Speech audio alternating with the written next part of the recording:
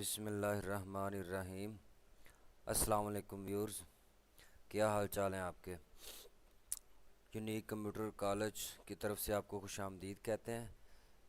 ये अदारा हुकूमत पंजाब से मंजूर शुदा है और कोर्स की तकमील के बाद आपको social welfare Punjab government of Punjab से रजिस्टर्ड सनद मिलेगी, जिनके ऊपर हुकूमत पंजाब का और सोशल वेलफेयर पंजाब का लोगो लगा होगा और रजिस्ट्रेशन नंबर भी साथ लिखा होगा। जिन स्टूडेंट्स ने अभी तक अपनी रजिस्ट्रेशन नहीं करवाई, वो अपना नाम दाखिल करवा के अपनी रजिस्ट्रेशन करवा लें और रजिस्ट्रेशन नंबर हासिल कर लें। उसके मुताबिक ही आपको डिप्लोमा मिलेगा। तो हम स्टार्ट करते हैं। हमारा आज का लेक्चर, जो पहला लेक्चर है, वो माइक्रोसॉफ्ट एक्सेल का है। तो माइक्रोसॉफ्ट वर्ड मैं मुकम्मल करवा चुका हूँ। आज हम बेसिक कैलकुलेशन करेंगे और आपको इंशाल्लाह तारफ़ कराऊँगा सारा कॉलम्स का, रोज़ का, फार्मूला बार, नेम बक्स वगैरह और बेसिक कैलकुलेशन, जमा, मनफी, ज़रब, तकसीम, एक्सपेंशन, पावर जिसे कहते हैं, तो किस तरह करते हैं। तो आए स्टार्ट करते हैं।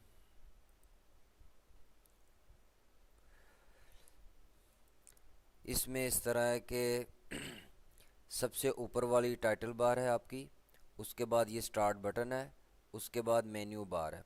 तो इसका एक चीज़ आपने ख्याल करनी है कि तकरीबन 40-50% जो इसमें काम है वो सारा माइक्रोसॉफ्ट वर्ड वाला है, लेकिन कुछ ये काम करने का जो शीट है उसमें हमें एक पेज मिलता है, इसमें शीट मिलती है। फार्मूला बार, नेम बक्स का फ़र्क है, बाकी कुछ चीज़ों का होम के अंदर फ़र्क है।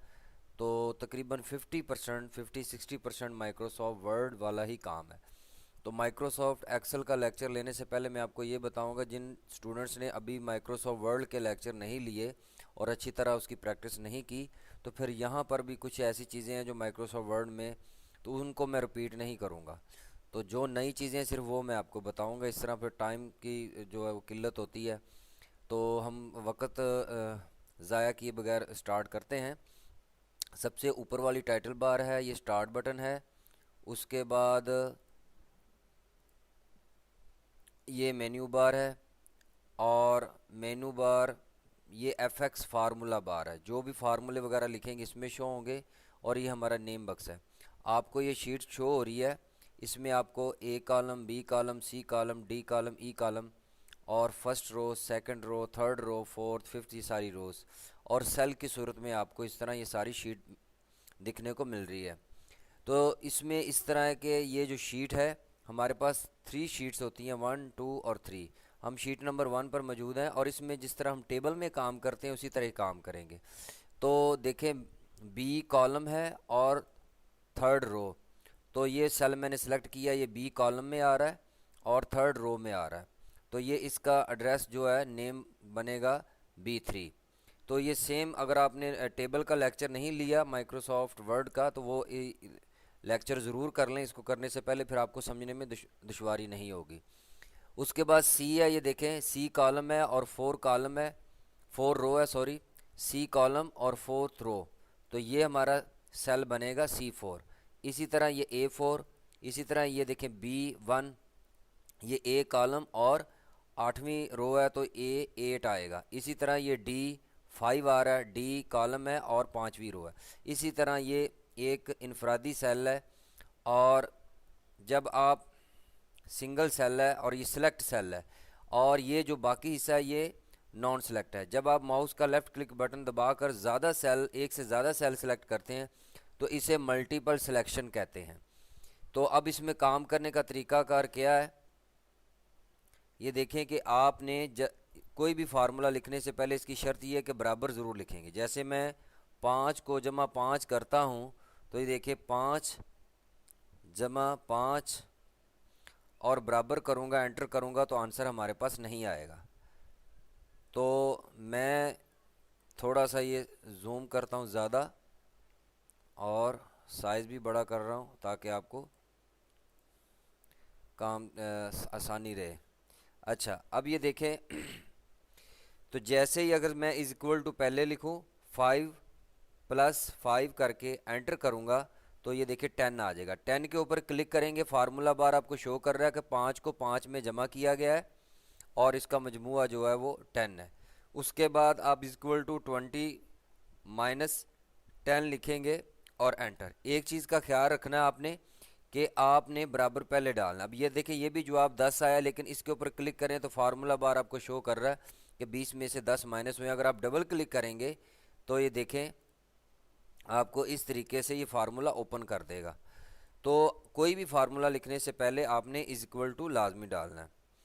उसके बाद है डिवीज़न, मैं 20 डिवाइड बाई 5 करता हूँ और देखिए सबसे पहले मैंने इज इक्वल टू डाला है, फिर उसके बाद 20 और डिवाइडेड बाई 5 और ये देखिए 4 आंसर है। इसको डबल क्लिक करके देख लें या आप इसको सिंगल क्लिक करके फार्मूला बार में भी दे सकते हैं। और ये C6 में है। इसी तरह ही ये जमा हो गया, मनफी और ये तकसीम है। ज़र्ब करने के लिए अगर मैं 5 को शिफ्ट दबाकर अगर आप ये स्टार दबाएं या इस तरह करें कि आपकी न्यूमेरिक कीपैड से प्लस माइनस और साथ स्टार 9 के ऊपर स्टार मौजूद है। राइट साइड पे आपके न्यूमेरिक कीपैड मौजूद है जिसमें 1 2 3 4 5 6 7 8 9 गिनती 0 से 9 लिखी है। 9 के ऊपर स्टार है, स्टार दबाकर फिर 5। और इस चीज़ का ख्याल कर लीजिएगा कि नम लॉक की लाइट ऑन हो फिर ये वर्क करता है। एंटर करेंगे तो ये देखें 25 आ जाएगा। तो यानी ये जो स्टार है ये ज़र्ब करने के लिए इस्तेमाल होगा। इसके बाद आगे जी पावर, पावर कैसे लिखते हैं। तो अगर मैं इज इक्वल टू 2 और इसकी पावर लिखना है तो आपने शिफ्ट दबाकर 6 दबाना है।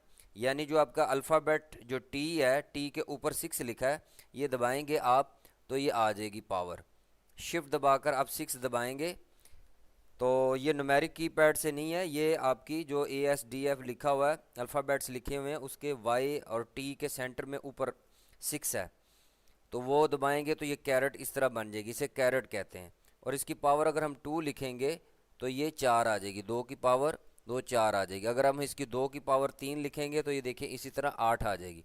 इसी तरह ये देखें आप इसी तरह कोई भी रकमों को जमा कर सकते हैं, ठीक है, और मनफी कर सकते हैं। और अगर आपने 3 की पावर करनी है, देखें यहाँ पर इज इक्वल टू 3 और इसकी शिफ्ट दबाकर 6 दबाएंगे तो कैरेट आ जाएगा। इसकी पावर 2 करेंगे तो 3 ज़रब 3 9 आ जाएगा। और अगर हम इसकी 3 की पावर 3 करेंगे तो 3 ज़रब 3 ज़रब 3 तो ये टोटल ये 27 हो जाएगा। इस तरीके से ये आप इसमें काम करेंगे। तो ये बेसिक कैलकुलेशन थी, ये मैंने आपको बता दी है। बेसिक कैलकुलेशन में इस चीज़ का आपने ख्याल रखना है कि आपको इन रोज़ का और कॉलम्स का पता होना चाहिए, हर एक सेल का पता होना चाहिए। ये देखिए C7 इसका एड्रेस है, इसका C8 एड्रेस है। अब मैं आपको थोड़ी सी और भी कैलकुलेशन करके बताता हूँ। अगर आप देखें यहाँ पर एक खाली सेल पे इज इक्वल टू मैं लिखता हूँ, ठीक है, और फिर उसके बाद मैं इस 10 के ऊपर क्लिक करता हूँ, फिर प्लस आप प्रेस करें तो ये C4 आ गया।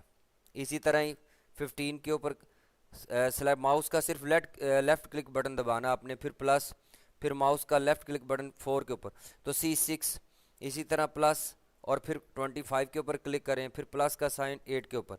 तो देखिए C4 दरअसल हमारा इसमें 10 है और C5 ये देखिए C5 इसके अंदर हमारा 15 है। तो कंप्यूटर ने यहाँ पर एड्रेस इसका नाम दिया है। दोबारा ये देखें कि जैसे मैं माउस का लेफ्ट क्लिक बटन दबाता हूँ 10 के ऊपर तो C4 आ जाता है। तो इसका मतलब है कि ये C4 इसका एड्रेस है, सेलेक्ट 10 ही है। फिर 15 के ऊपर क्लिक करें, 4 के ऊपर, 25 के ऊपर। मैं सिर्फ माउस से लेफ्ट क्लिक बटन दबाता हूँ, C7 कंप्यूटर खुद लिखता है। आप प्लस दबाएं और फिर माउस का लेफ्ट क्लिक बटन दबाते जाएं और एंटर कर दें, ये कंप्यूटर इनको टोटल कर देगा। अब ये जो C4 से लेके C8 तक ये सारी रकमों के इनके एड्रेस, इनके नेम है। और इनके बाद भी देखिए 62 आंसर है। अगर मैं यहाँ पर 8 की जगह 10 कर दूँ तो 2 बढ़ जाएगा और देखिए 64 हो जाएगा। इसी तरह अगर मैं 4 की जगह यहाँ पर 10 कर देता हूँ तो देखिए यहाँ से आंसर खुद ब खुद चेंज हो जाता है। ये इसका फ़ायदा होता है। तो ये था जी आज का लेक्चर।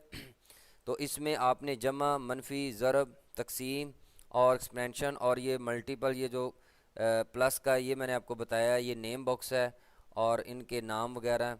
ये आज का पहला लेक्चर था। इंशाल्लाह नेक्स्ट लेक्चर के साथ मैं फिर आपको मज़ीद चीज़ें बताऊँगा। अपना ख्याल रखिएगा।